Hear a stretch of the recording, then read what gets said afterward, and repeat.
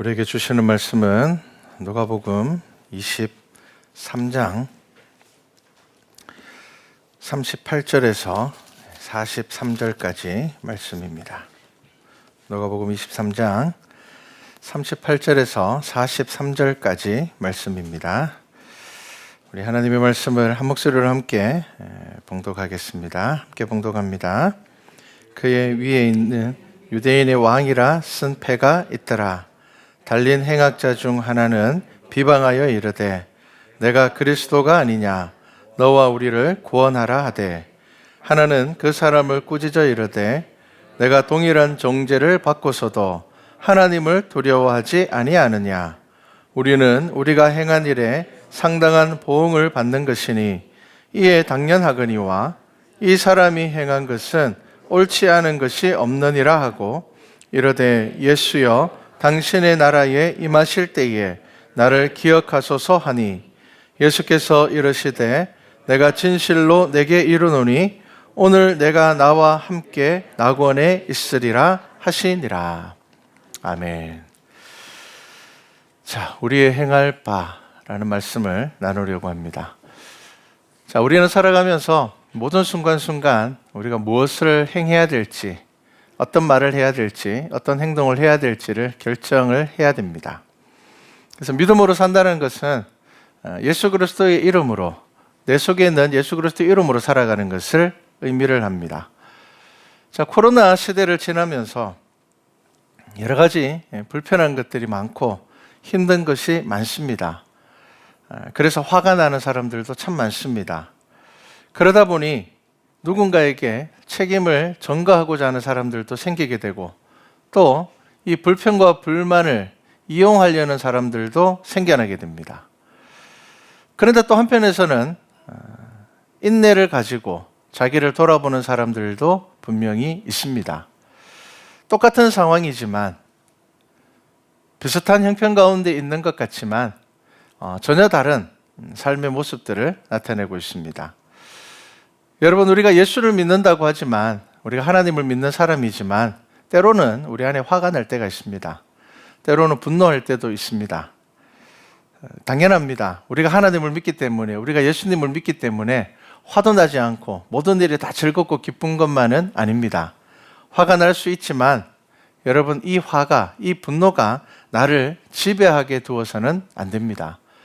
내가 누군가를 미워한다 하더라도 이 미워하는 마음이 나의 삶 전체를 지배하도록 두어서는 안 됩니다.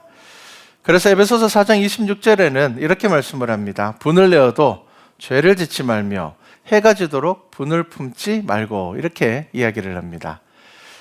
여러분, 분을 낼 수는 있지만 이것이 죄로 이어지는 것은 다른 문제입니다. 우리 모두는 다 화가 날 때가 있습니다. 하지만 그렇다고 해서 모든 사람들이 다 죄를 짓지는 않습니다.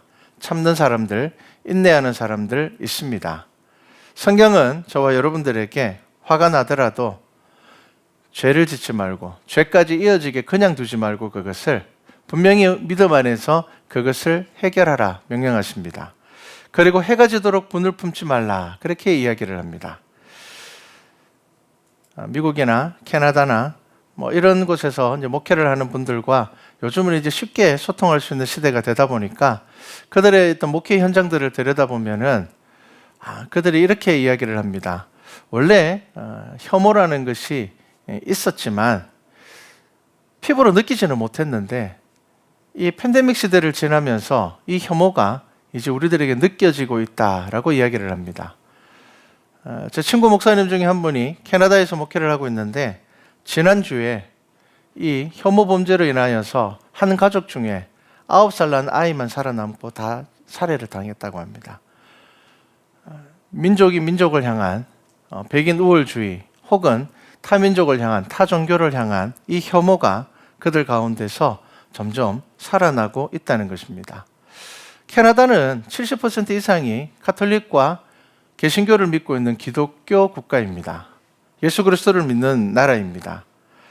그런데 이 캐나다의 인구 중에 절반 가까이는 다른 나라에서 이민 온 사람들입니다. 그래서 이민국가라, 그렇게 이야기를 합니다.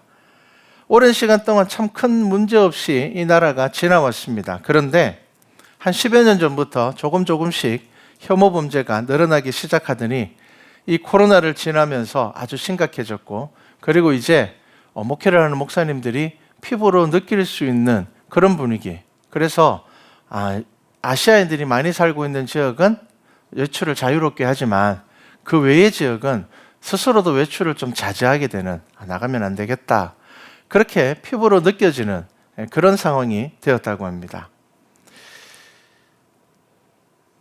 기독교 국가입니다. 성경이 나라의 근간이었습니다.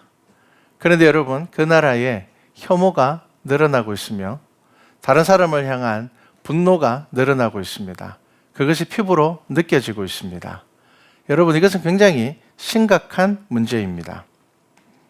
2021년을 시작하면서 캐나다에서 존경받는 직업을 설문조사를 했다고 합니다. 1위가 소방대원이었습니다.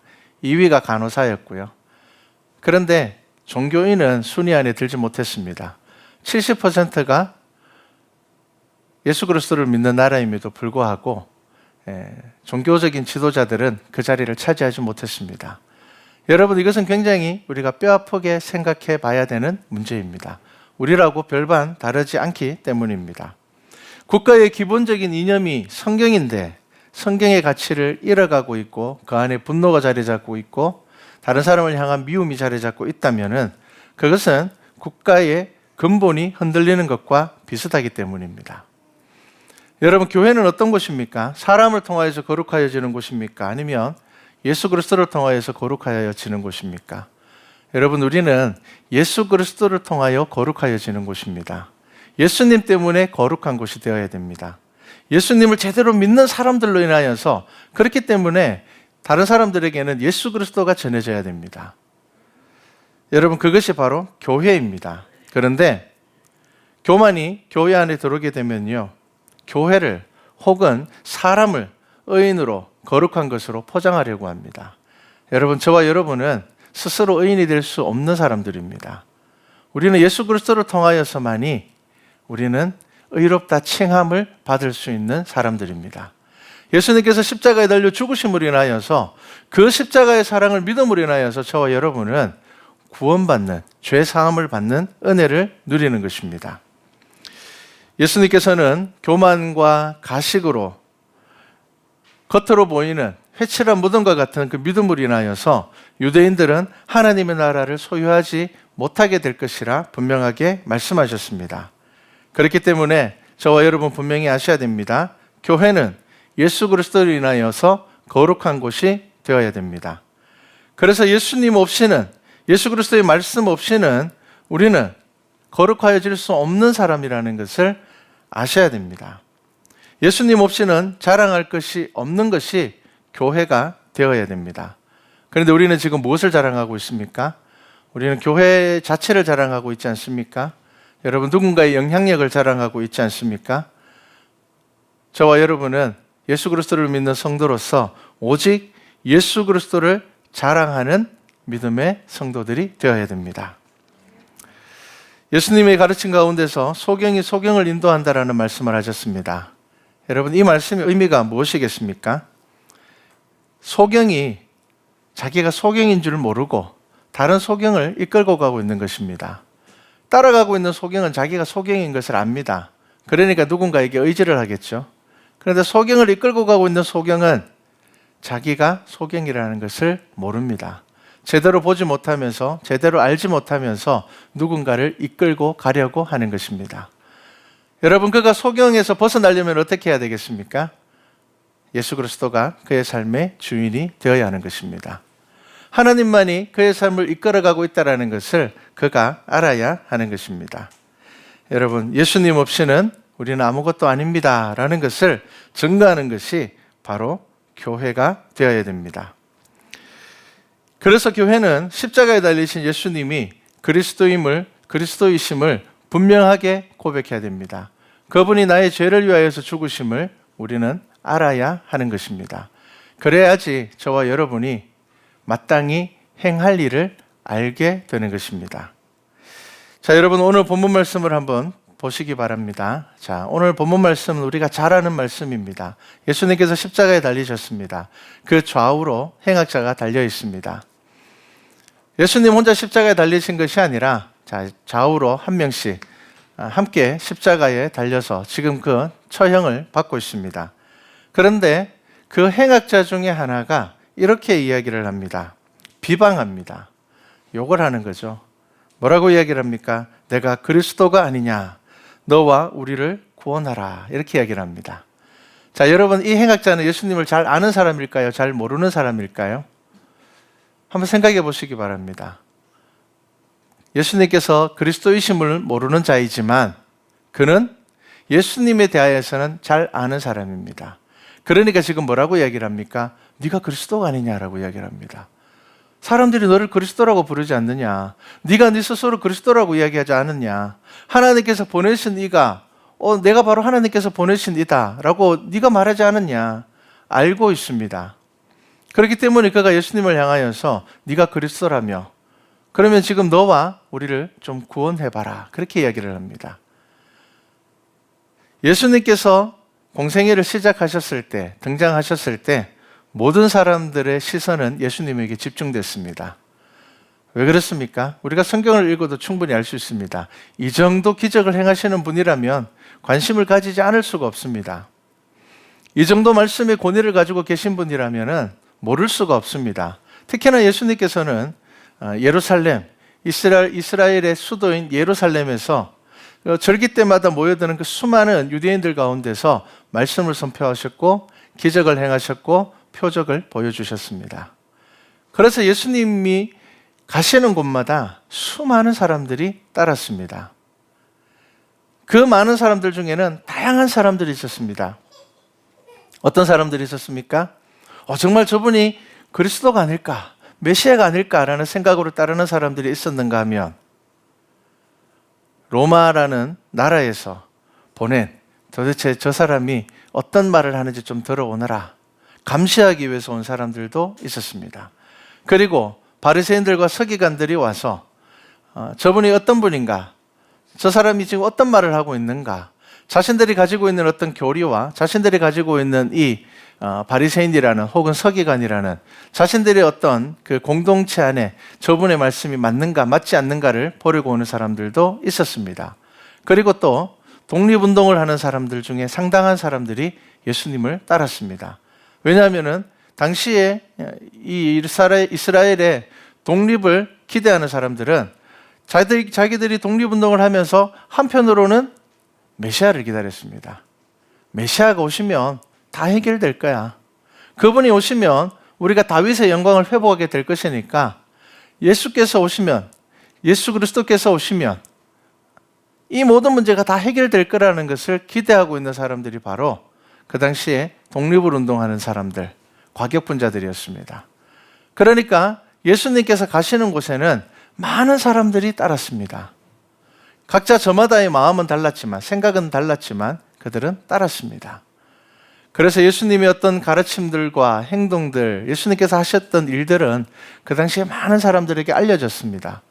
그러니까 당연히 이 십자가에 달려있는 이 행악자도 예수님의 가르침과 예수님의 행하신 일들을 잘 알고 있는 사람이었습니다. 그렇기 때문에 그가 지금 이렇게 이야기를 하는 겁니다. 네가 그리스도가 아니냐. 여러분, 십자가형은 정치적인 범죄자들에게 본보기로 행해지는 것이 십자가 사형이었습니다. 아주 잔인한 사형 집행이었습니다. 서서히 사람을 죽이는, 십자가에 못 박아서 그 자리에서 사람들이 기록에 의하면 때로는 일주일 가까이 산 사람들도 있습니다. 자기의 몸이 썩어가는 것을 보면서 죽는 것이 십자가 처형이었습니다. 아무나 그렇게 죽이지 않습니다. 본보기가 될 만한.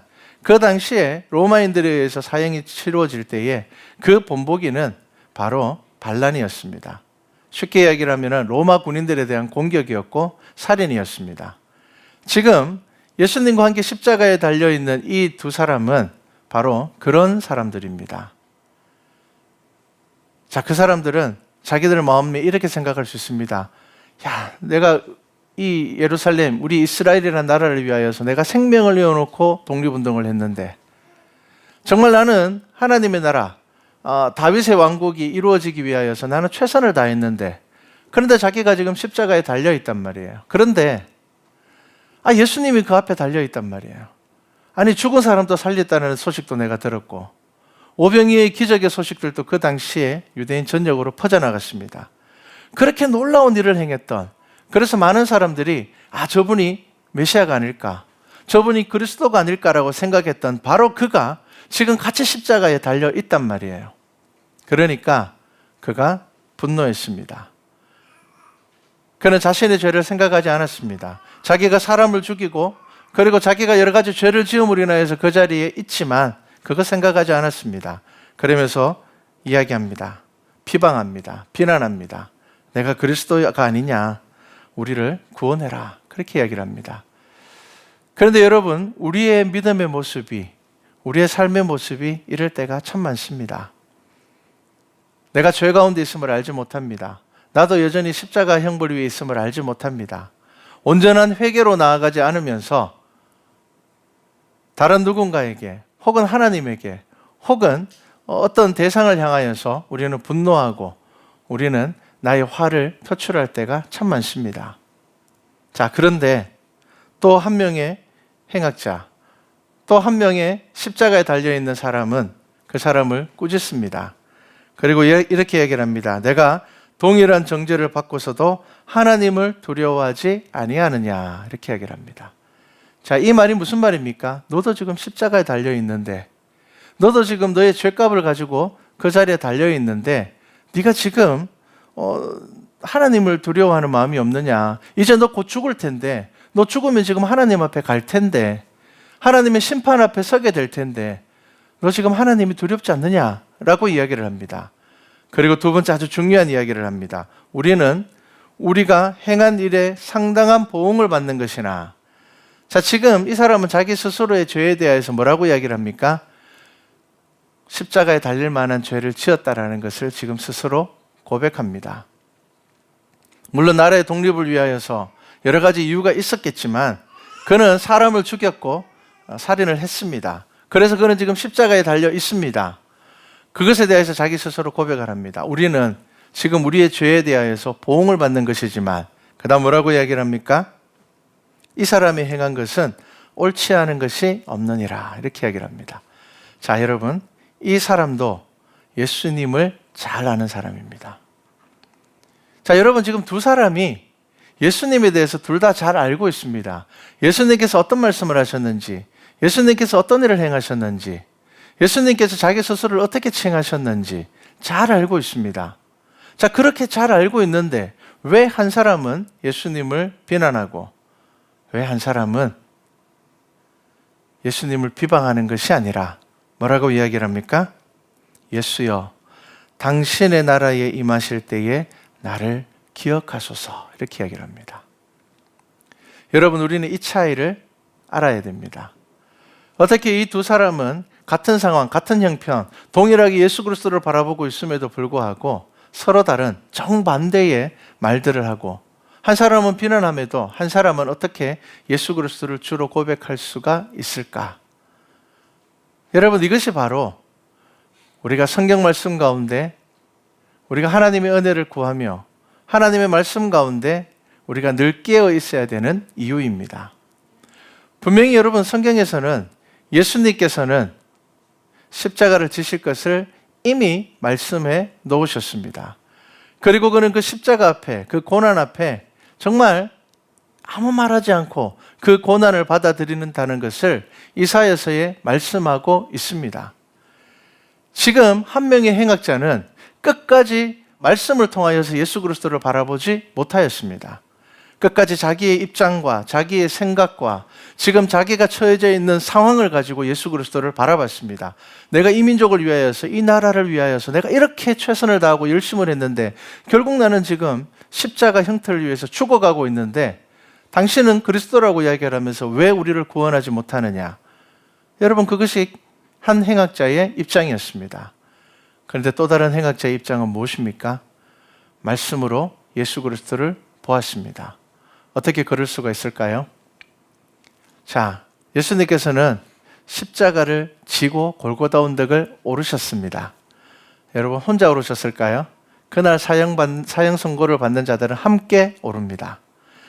자, 이 나머지 두 명의 행악자도 예수님과 함께 십자가를 지고 올랐을 것입니다. 어쩌면 그들은 고문받는 순간부터, 채찍에 맞는 순간부터 그들도 당하고 있었지만 그들도 예수 그리스도를 볼 수 있었을 것입니다. 그들은 괴로워했고, 그들은 분노했고, 그들은 화가 났고, 그들은 원망했지만 여러분, 예수님은 어떠하셨습니까? 침묵하셨습니다. 그 채찍질 가운데서도 예수님께서는 그들을 원망하지 않으셨습니다. 억울하다 이야기하지 않으셨습니다. 그 십자가의 길을 묵묵히 이사야서의 말씀대로 도살장으로 끌려가는 어린 양처럼 아무런 원망 없이 올라가십니다. 그리고 십자가에 달리셨을 때도 예수님은 어떠했습니까? 그 밑에 모여있는 자들, 불과 며칠 전까지만 해도 나를 그리스도라 이야기하고 다윗의 자손이여라고 이야기했던 그들을 향하여서 예수님께서 그들을 원망하셨습니까? 그렇지 않습니다. 하나님, 저들이 하는 일을 알지 못합니다. 저들을 용서해 주십시오. 그 모습을 통하여서 두 번째 행악자는 말씀으로 예수 그리스도를 볼 수가 있었습니다. 그리고 이 두 번째 행악자가 하는 신앙의 고백이 무엇입니까? 우리는 우리의 십자가를 지는 것이지만 예수님께서 지신 십자가는 예수님의 것이 아니라는 것을 고백합니다. 여러분, 그 십자가가 누구 것이라고요? 나의 것이라는 겁니다. 내 것이라는 겁니다. 우리는 우리의 십자가, 우리의 죄값을 지고 지금 여기에 달려가 있지만 예수님은 자기의 십자가가 아닌 것을 지고 지금 여기에 계신다는 겁니다. 여러분, 그것을 보았습니다. 어떻게 그것을 볼 수 있었다고요? 그가 말씀이 있었기 때문입니다. 그리고 그가 예수 그리스도의 삶을 보았기 때문입니다. 잠시지만 그는 보았고 경험했습니다. 그래야 해서 그는 온전한 신앙 고백을 할 수가 있었던 것입니다. 자, 그가 예수님에게 이야기를 합니다. 당신의 나라에 임하실 때에. 여러분, 이거 정말 중요한 말씀입니다.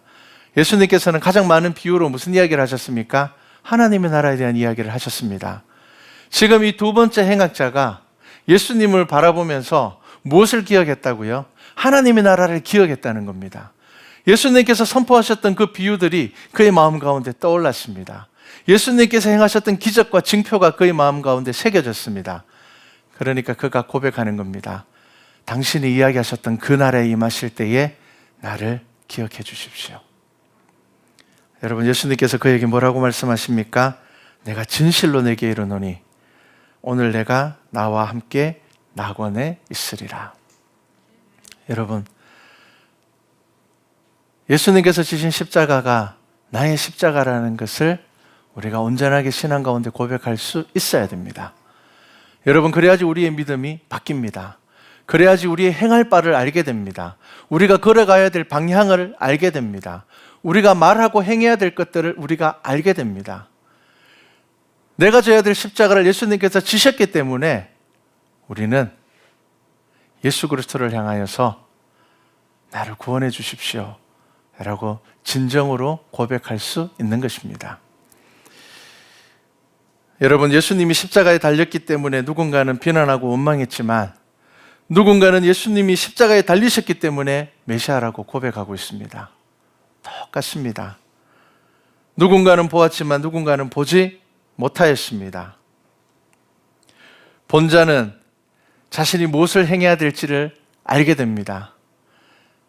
지금 내가 예수 그리스도 앞에 신앙으로 나아가야 되는 것을 알게 되는 겁니다. 그 십자가가 나의 십자가인 것을 아는 순간 고백하게 되는 겁니다. 하나님, 그 십자가가 제 겁니다. 예수님, 그 십자가가 당신 게 아닙니다. 그거 제 겁니다. 그런데 지금 당신이 그것을 지고 있습니다. 그렇기 때문에 이제 그는 십자가에서 곧 죽어야 됩니다. 그가 할 수 있는 유일한 것이 무엇입니까? 온전한 신앙 고백과 예수 그리스도 앞에 믿음으로 나아가는 것입니다. 당신의 나라에 임하실 때 나를 기억해 주십시오. 그 말 한마디밖에 하지 못합니다. 그런데 그 한마디밖에 하지 못하는 그를 향하여서 예수님께서는 내가 오늘 나와 함께 낙원에 있으리라. 여러분, 우리가 믿는 하나님께서는 저와 여러분을 용서하시는 분입니다. 우리가 믿는 예수 그리스도는 우리의 죄가 아무리 크다 할지라도 우리가 진정한 마음으로 온전하게 회개할 때에 우리를 용서하시는 분입니다. 우리의 기도를 들으시는 분입니다. 우리가 십자가의 예수님을 제대로 알지 못하면 우리의 믿음도 다른 사람을 원망하는 믿음이 되며 비난한 것이 되어버리고 그 자리에 머물러 있음으로 인해서 결국 스스로의 믿음도 잃어버리게 됩니다. 교회도 마찬가지입니다. 우리가 십자가의 예수 그리스도를 제대로 알지 못하면은 우리 교회도 믿음을 잃어버리게 되며 맛이른 소금이 되어서 사람들에게 밟히우게 되고 사람들에게 버림받게 되며 오히려 복음을 가로막는 자들이 된다는 것입니다. 여러분, 누군가를 정죄하는 마음은 스스로의 죄를 묻게 만들고 스스로 의인으로 만들게 되고 결국은 십자가의 사랑을 경험하지 못하게 됩니다. 십자가의 사랑을 발견할 수 있어야지 비로소 그 십자가가 우리의 십자가라는 분명한 신앙 고백을 할 수 있게 되는 것입니다. 여러분, 복음은 설명되어지는 것이 아닙니다. 선포되어지는 것입니다. 여러분, 강요되어지는 것이 아니라 감동으로 전해지는 것입니다. 저와 여러분이 나의 십자가를 예수님께서 지셨음을 여러분들의 삶 가운데서 온전하게 고백하며 살아간다면 하나님께서는 우리 가운데 성령 하나님을 허락하여 주실 것이고 그 성령 하나님께서는 저와 여러분이 마땅히 행할 것을 알게 하실 것입니다. 여러분, 이것이 바로 성도의 삶입니다.